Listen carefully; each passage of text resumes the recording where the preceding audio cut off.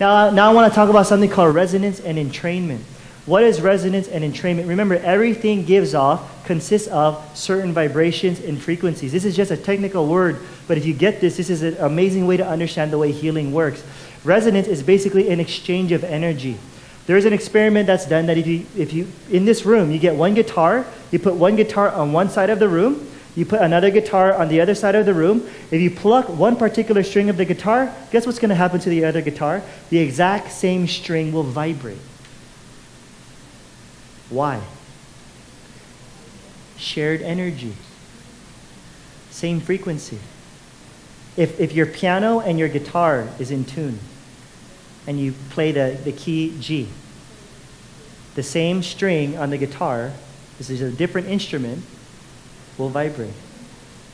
There's this exchange of energy. It's like a tuning in. What do I mean by that? It's like when you're tuning into a radio, you're trying to get the right frequency, right? You're tuning to your channel, favorite channel. Or when your husband says, I love you, and you're like, oh, right? There's this exchange of energy that's going on. And that's what resonance does, is that there's this exchange of energy where basically another way of looking at it, it's called entrainment. And what does entrainment mean? Entrainment is that because everything has certain vibrations, not everything is at the same frequency. Right? Some are faster, some other things are slower vibrations. So what does that mean? When something is entrained, it means that it's finally going to match up the other thing. For example, if you have those pendulum clocks that are on the wall, those pendulum clocks, if you set a couple of them side by side and they're not in sync or in phase with each other, within a couple of days, guess what's going to happen? They're going to be in phase with each other somehow. There's going to be, one of them's going to get entrained. Another example would be if you were to take, now women can admit this, my wife actually shared that this is actually true. If you put a bunch of girls in a room, in a dormitory, or in a house that live with each other, eventually your menstrual cycle will rhythmically entrain and match somehow. Have any of you women noticed that? I can't speak for myself, right? Right? Because all of a sudden you'll just start to match with each other. You'll start to entrain with each other. So what does that mean when it comes to healing?